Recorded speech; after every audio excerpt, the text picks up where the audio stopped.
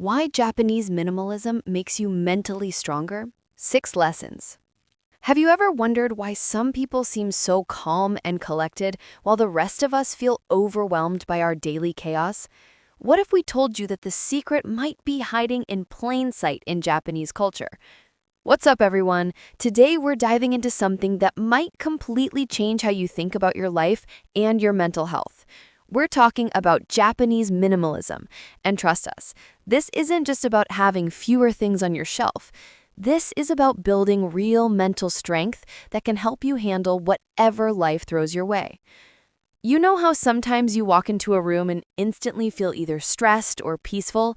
That's not an accident. The Japanese have understood this connection between our surroundings and our mental state for centuries. Their approach to minimalism goes way deeper than just decluttering your closet. It's about creating space, not just in your home, but in your mind, too. Studies show that people who practice minimalist principles report 23% less stress and anxiety compared to those living in cluttered environments. But here's the thing that really caught our attention. It's not just about having less stuff. It's about developing a completely different mindset that makes you mentally tougher and more resilient. So let's explore these 6 powerful lessons that Japanese minimalism can teach us about building genuine mental strength. Lesson number 1, the power of intentional living. The first lesson Japanese minimalism teaches us is something called intentional living. Now, before you think this sounds too philosophical, let us break it down in simple terms. Intentional living means making choices on purpose instead of just going with the flow or following what everyone else is doing. Think about your typical day. How many decisions do you make without really thinking about them? Research tells us that the average person makes about 35,000 decisions every single day. That's exhausting, right? No wonder we feel mentally drained by evening. Japanese minimalism teaches us to slow down and ask ourselves one simple question before making any choice. Does this add value to my life? Whether you're deciding what to buy, what to keep, or even what to say yes to, this question becomes your mental filter. When we start living more intentionally, something amazing happens to our brains. We reduce what psychologists call decision fatigue. This is when our minds get tired from making too many choices, and we start making poor decisions as a result. By being more selective and intentional, we preserve our mental energy for the things that truly matter. The Japanese have a beautiful concept called Ikigai, which roughly translates to reason for being. It's about finding your purpose and aligning your daily actions with that purpose. When we live with this kind of intention, we develop mental clarity and strength because we're not constantly second-guessing ourselves or feeling pulled in different directions. Lesson number 2, embracing empty space. Here's something that might surprise you. In Japanese culture, empty space isn't seen as something that needs to be filled. They have a concept called which celebrates the beauty and power of emptiness. This idea can completely transform how we think about our mental health. We live in a world that tells us we need to fill every moment, every corner, every silence. Our phones buzz constantly, our schedules are packed, and even our quiet moments are filled with background music or television. But what if we told you that all this constant stimulation might actually be making you mentally weaker? When we embrace empty space in our lives, we're giving our brains a chance to rest and reset. Neuroscientists have discovered that our brains need these quiet moments to process information and form new connections. Without them, we become mentally scattered and less able to focus on what's important. Japanese minimalism shows us how to create these pockets of emptiness in our daily lives.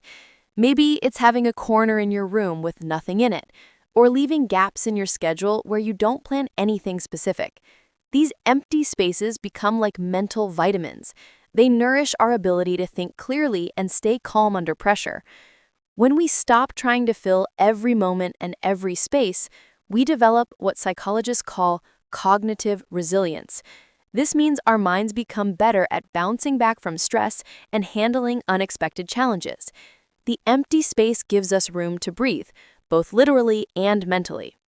Lesson number 3, quality over quantity mindset. Japanese minimalism teaches us to completely flip our relationship with stuff, and this shift has profound effects on our mental strength. Instead of asking, how can I get more? We learn to ask, how can I choose better? This isn't just about material things, though that's part of it. When we focus on quality over quantity in everything, our relationships, our activities, our possessions, our commitments, we reduce the mental load of managing too much. Think about it. Would you rather have 50 okay friends or 5 really great ones?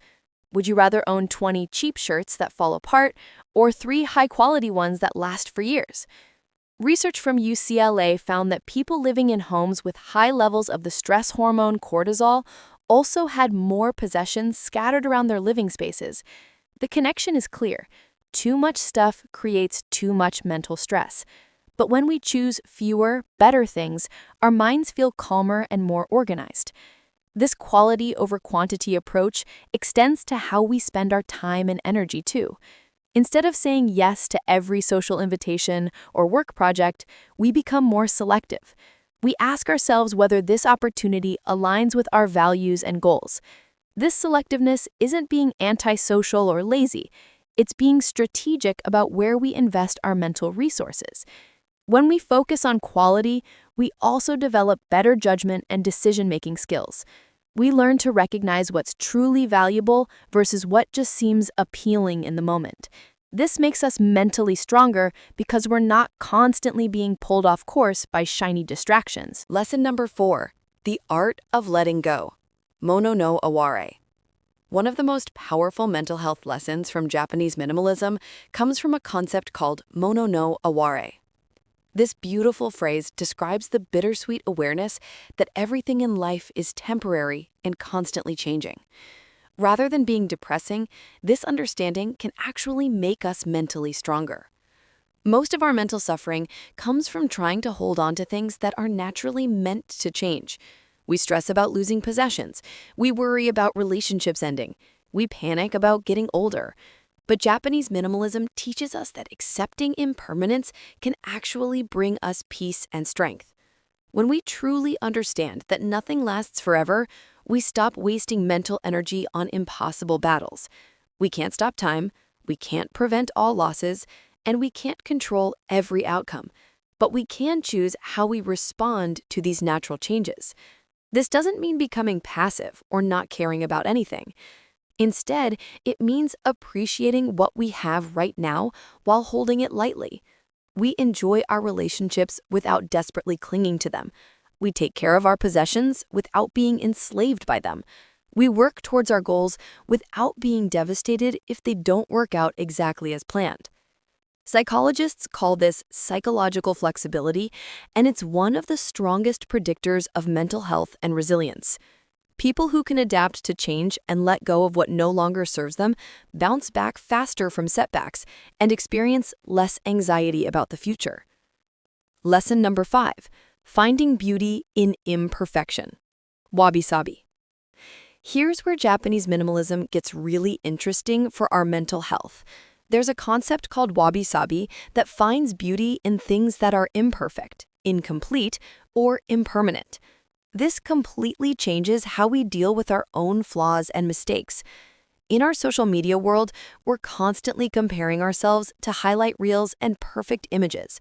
We beat ourselves up for not being good enough, smart enough, or successful enough.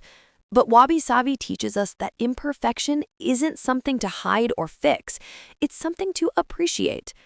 Think about a weathered wooden table with scratches and worn spots, or a garden with some wilted flowers among the blooming ones.